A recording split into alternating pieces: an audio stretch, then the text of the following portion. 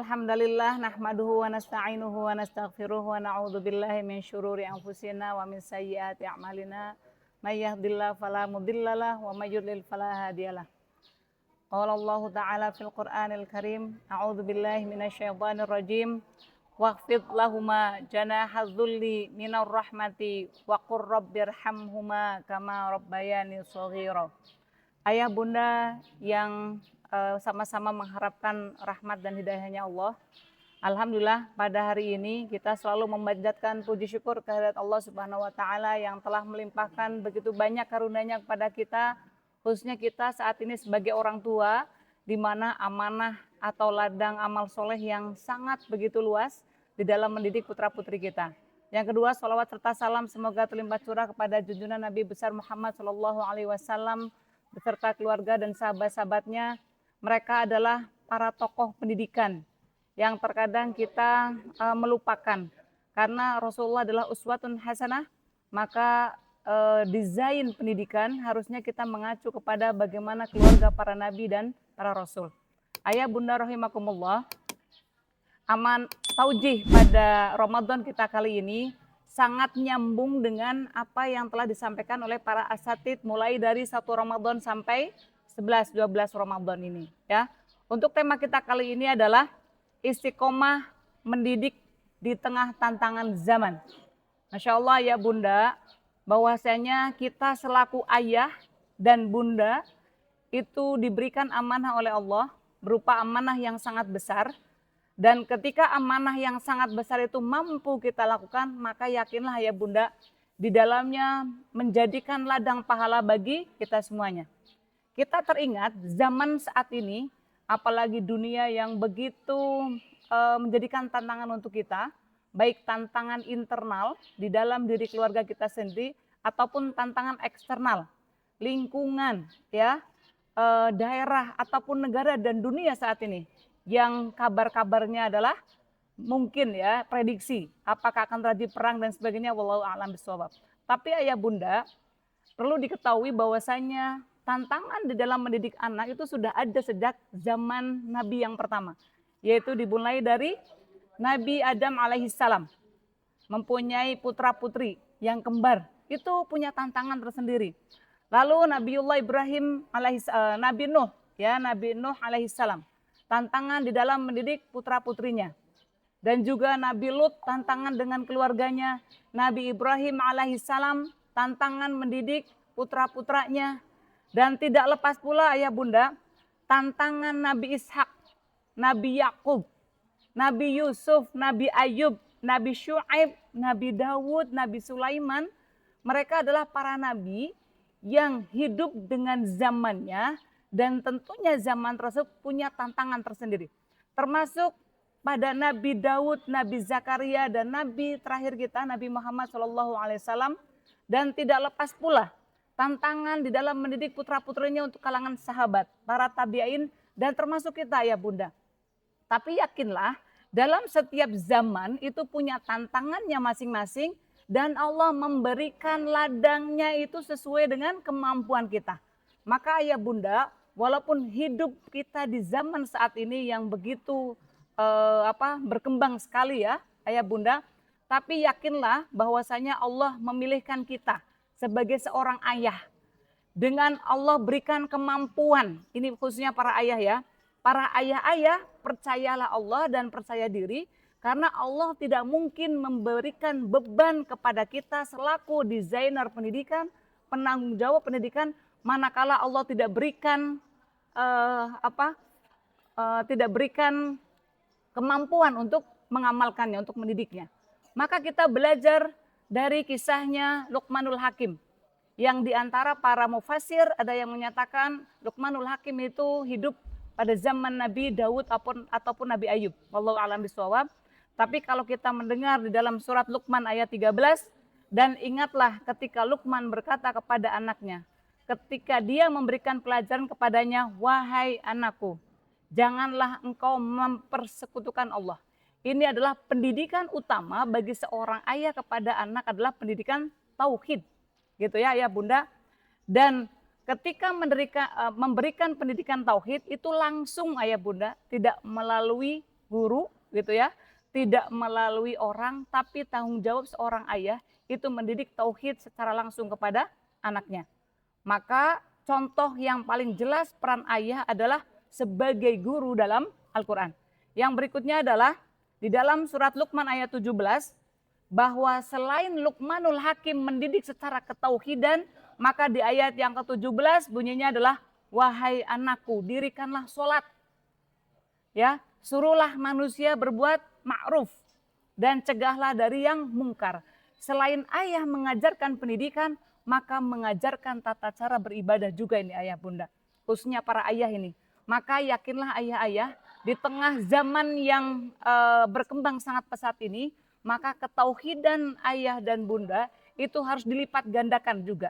Karena apa? Kita mempunyai tugas untuk mendidik ketauhidan dan mendidik secara ibadah. Lalu ayah bunda, selain Luqmanul Hakim, kita belajar dari seorang profil pendidik, yaitu Nabiullah Ibrahim alaihissalam. Karena di dalam ayat-ayat Al-Quran, jarang sekali kita melihat atau membaca ayat-ayat yang berkaitan dengan pendidikan itu dilimpahkan kepada ibu, jarang. Tapi hampir 8-10 ayat dilimpahkannya kepada ayah. Maka ayah yakinlah bahwasanya di zaman yang begitu maju ini, ayah pasti bisa, ayah pasti mampu, karena Allah sudah berikan kemampuan untuk para ayah. Dan di dalam surat Al-Baqarah ayat 132 kita belajar dari pendidikan Nabi Ibrahim alaihissalam, yaitu Nabi Ibrahim memberikan pendidikan kepada putranya, ya, Ishak dan Yakub, di mana Nabi Ibrahim seorang ayah mempunyai jati diri keluarga.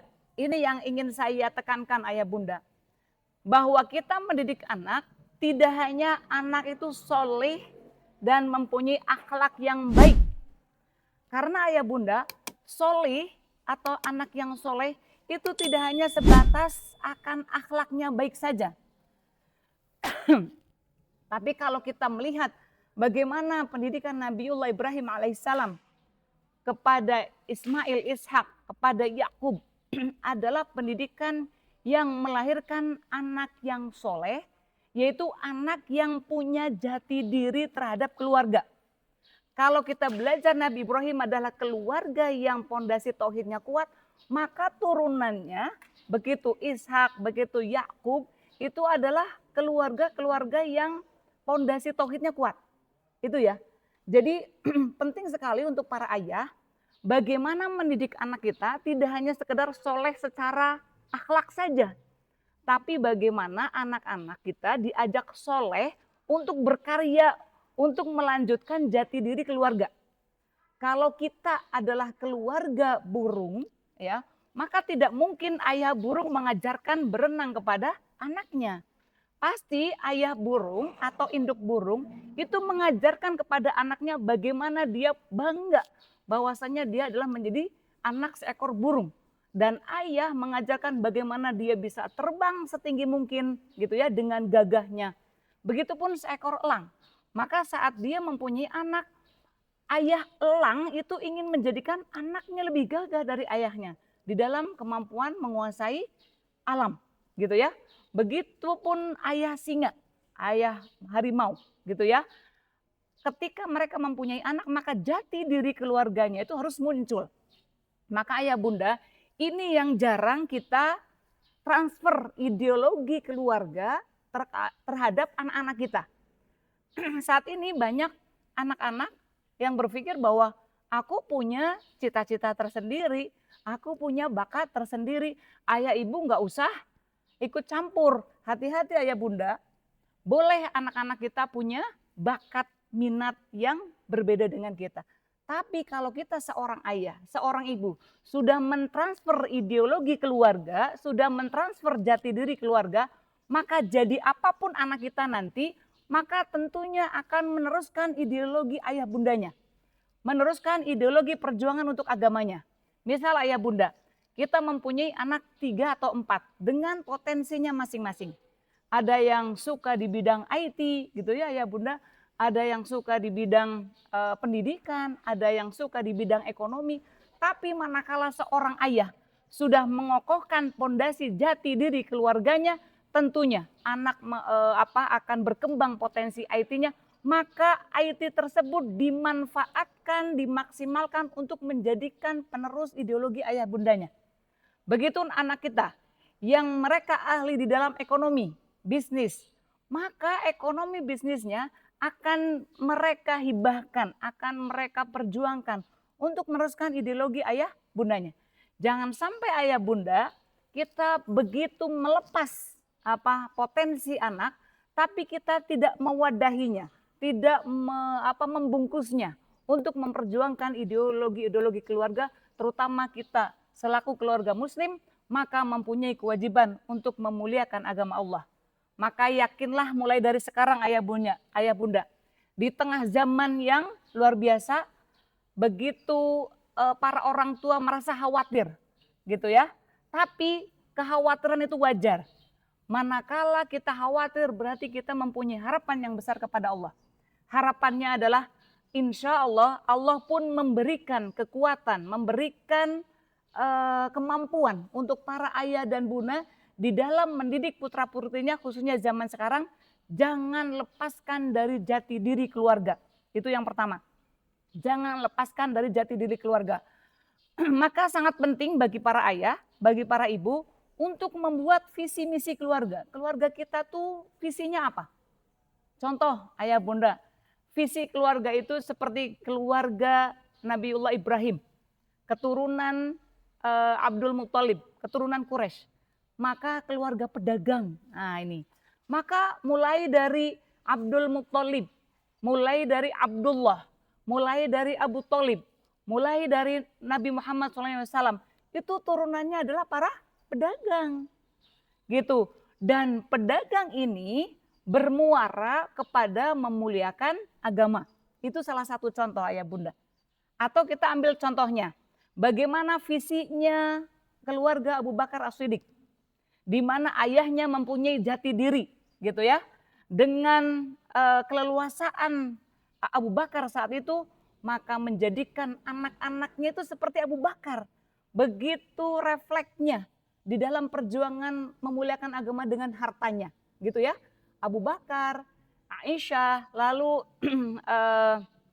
selain Aisyah yang Asma binti Abu Bakar, dengan kekuatan tenaganya beliau membawa makanan, memanjat bukit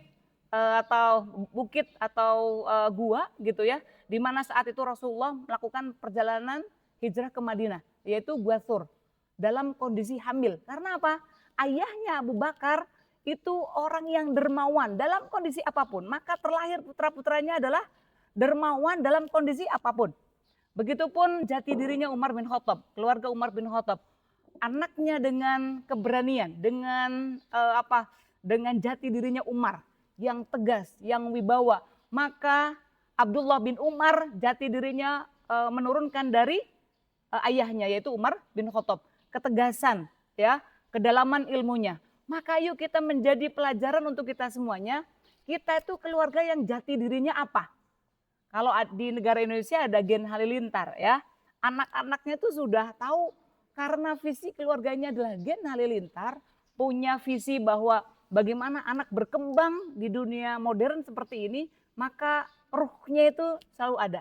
Yuk kita bangun visi misi keluarga, khususnya di keluarga Cendekia Qurani, bagaimana seorang ayah, seorang ibu menemukan visi keluarga, menemukan jati dirinya, maka sampaikan jati diri keluarga itu, sampaikan ideologi keluarga itu kepada anak-anak kita. Sehingga anak-anak kita kelak menjadi anak-anak yang soleh. Tidak hanya sekedar soleh akhlaknya, tapi soleh hakikatnya adalah karya. Soleh hakikatnya adalah gerakan. Anak kita soleh, hafal Quran, ya, akhlaknya baik, tapi berhenti, tidak berkarya, maka itu kurang sempurna. Maka biarkan ayah bunda anak-anak kita beramal, berkarya, mempunyai langkah. Maka kita wadahi karya-karya mereka, langkah-langkah mereka dengan akhlakul karimah. Mudah-mudahan bermanfaat materi kita kali ini, yaitu istiqomah di dalam mendidik anak di tengah zaman yang penuh dengan tantangan. Yakinlah ayah bunda, kita mempunyai Allah sebagai Rob yang akan menjadikan sandaran kepada kita, dan tentunya Allah tidak akan memberikan beban di luar kemampuan kita. Aku qouli hadza wa astaghfirullah li wa lakum. Wassalamualaikum warahmatullahi wabarakatuh.